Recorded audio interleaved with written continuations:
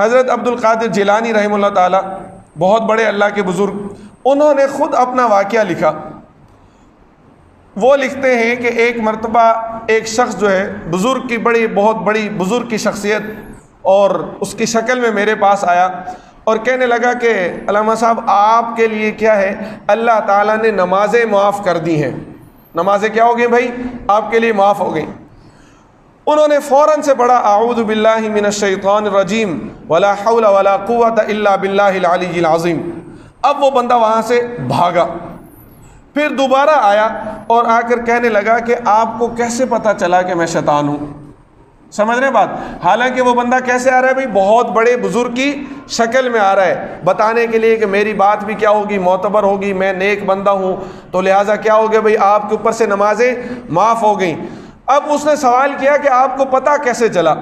حضرت شیخ یہ کہتے ہیں، یہ لکھتے ہیں کہ میں نے یہ بات سوچی کہ جب نبی علیہ الصلوۃ والسلام کو نمازیں معاف نہیں ہوئیں تو میرا مقام کہاں، نبی علیہ الصلوۃ والسلام کہاں، تو مجھے کیسے نمازیں معاف ہو سکتی ہیں؟ یقیناً یہ بات کس کی طرف سے آ رہی ہے بھائی؟ شیطان کی طرف سے آ رہی ہے۔ سمجھ رہے ہیں بھائی بات؟ تو لہٰذا ایک بات یہ ہو گئی کہ نماز ہمیں کسی صورت میں معاف نہیں ہو سکتی۔ اب وہ شیطان جاتے ہوئے ایک اور جال پھینکنے لگا۔ اس نے کہا کہ شیخ آپ کو آپ کے علم نے بچا لیا۔ یہ دوسرا جال تھا اس کا، اور یہ جال بھی بڑا خطرناک ہے بھائی، کہ بندہ اپنے علم کے تکبر میں آ جائے کہ میں بڑا عالم اور میں بڑا علامہ، میرے پاس بڑا علم، میں نے بڑی کتابیں لکھی، میں بڑی تقریریں کرتا ہوں، میری وجہ سے لوگ ہدایت پاتے ہیں، لہٰذا میں بڑی کیا ہو گیا بھائی چیز ہو گیا نا۔ تو شیخ صاحب نے فوراً کہا نہیں، مجھے میرے علم نے نہیں بلکہ اللہ نے بچایا ہے، تو لہٰذا اپنے علم پر غرور نہیں کیا بلکہ اللہ کی طرف نسبت کر دی۔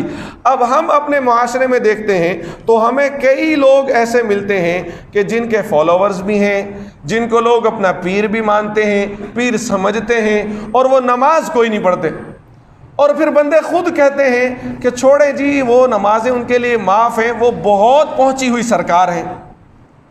یہ ہمارے معاشرے کی باتیں ہیں یا نہیں ہیں بھائی؟ یہ آپ کو ہماری کمیونٹی میں عام ملیں گی باتیں، عام، کہ اس طرح کے لوگ پائے جاتے ہیں اور ان کو ماننے والے پائے جاتے ہیں۔ عجیب بات یہ ہے کہ لوگ پھر ان کی کیا کرتے ہیں؟ مانتے ہیں۔ نماز نہیں پڑھ رہا ہے، نماز سے دور ہے، اور وہ ہمارے لیے کیا ہے بھائی؟ پیر ہے۔ یہ کیسے ممکن ہے؟ ایک بندہ متقین کی صف میں شامل نہیں، ایک بندہ قرآن کی ہدایت لینے والا نہیں ہے، اور وہ ہمیں کیسے اللہ سے جوڑ سکتا ہے؟ وہ تو اس کا تو خود کا اللہ سے کنیکشن نہیں ہے بھائی۔ سمجھ آ رہی بات بھائی؟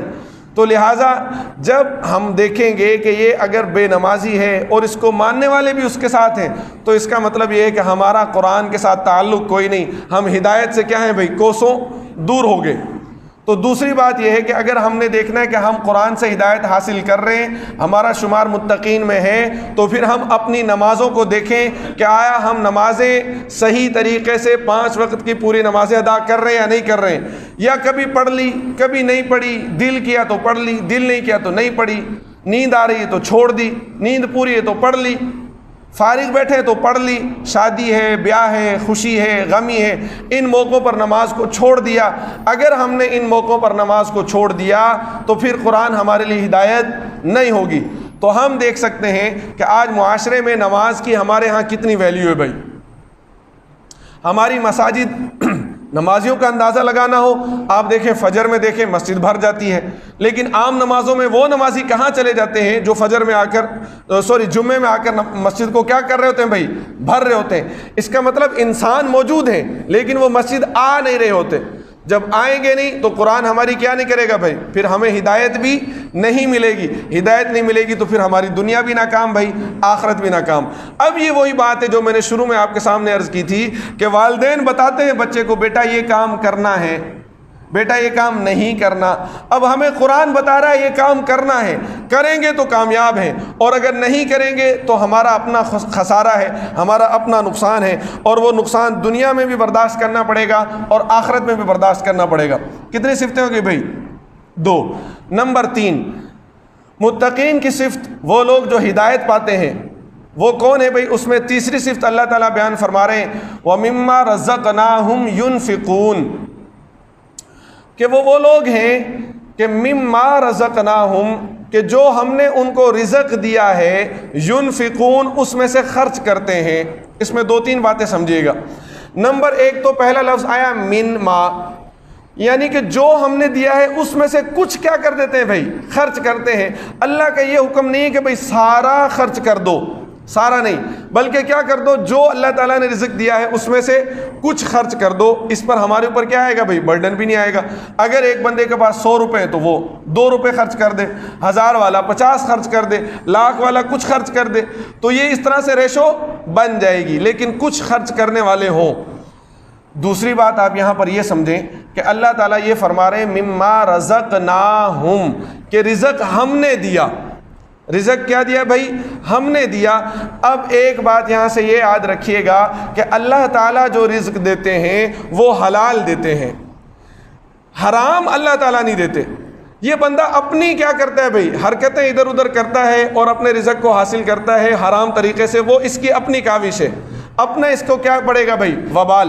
لیکن جو اللہ تعالیٰ فرما رہے ہیں کہ ہم نے جو رزق دیا وہ حلال ہے، تو لہٰذا ایک میسج یہاں پر یہ ملا کہ متقین لوگ وہ ہیں کہ جو حلال رزق کیا کرتے ہیں بھائی، کماتے ہیں، اور پھر اس حلال رزق میں سے ہی کیا کرتے ہیں بھائی، خرچ کرتے ہیں، اور کام بھی یہی رزق آئے گا۔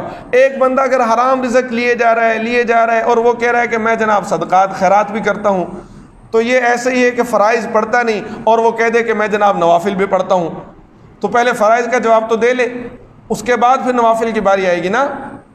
تو اسی طرح اللہ تعالیٰ یہاں پر یہ فرما رہے ہیں بھائی متقین لوگ وہ ہیں کہ جو حلال رزق کماتے ہیں پھر اس میں سے خرچ کرتے ہیں۔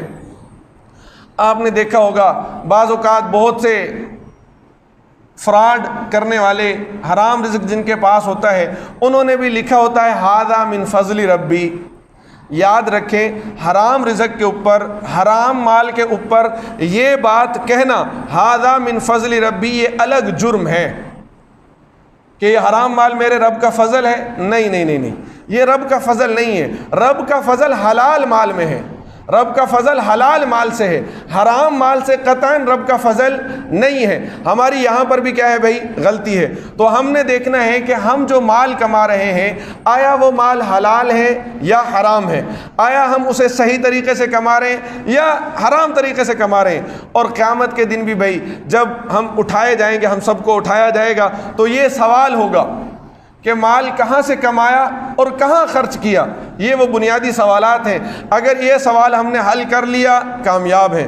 تو ہم نے اس کی فکر کرنی ہے کہ ہم اپنا مال کماتے ہوئے کسی کو فراڈ نہ کریں، کسی کے ساتھ فراڈ نہ کریں، کسی کو دھوکہ نہ دیں، جھوٹ نہ بولیں، جو چیز ہم بیچ رہے ہیں وہ حقیقتاً وہی ہو۔ اور اگر ہم ڈنڈی مار رہے ہیں، گڑبڑ کر رہے ہیں، تو پھر ہمارا شمار متقین میں نہیں۔ ہمارا شمار جب متقین میں نہیں تو پھر قرآن کی ہدایت میں نہیں، جب قرآن کی ہدایت میں ہمارا شمار نہیں تو پھر ہم کامیاب بھی نہیں، اور وہ کامیابی دنیا میں بھی نہیں ملے گی، آخرت میں بھی کامیابی نہیں ملے گی۔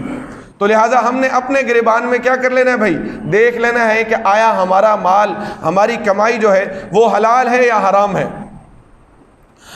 چوتھی صفت جو اللہ تعالیٰ فرما رہے ہیں وہ یہ کہ والذین یؤمنون بما انزل الیک وما انزل من قبلک، کہ وہ ایمان لاتے ہیں جو کچھ نبی علیہ السلام پر نازل ہوا۔ تو ہمارا یہ ایمان ہے کہ اللہ تعالیٰ نے جو کچھ قرآن کریم میں نازل کیا، نبی علیہ السلام نے جو کچھ فرمایا، وہ سب کیا ہے بھائی، برحق ہے، سچ ہے، اور ہم سب اس کو مانیں گے، اور اس کو ماننے میں ہی ہماری کیا ہے جی، کامیابی ہے۔ اور اس کے علاوہ جو نبی علیہ السلام سے پہلے پیغمبر آئے ان پر بھی ہمارا ایمان ہے بھائی، ہم سب کا ایمان ہے۔ جیسے پہلے آئے آمنت باللہ و ملائکتہ و کتبہ و رسلہ، تو لہٰذا متقین ہونے کے لیے، نیک بندے بننے کے لیے، اللہ تعالیٰ کے قرآن سے ہدایت حاصل کرنے کے لیے ہمیں اپنے اندر یہ صفات لانی ہوں گی۔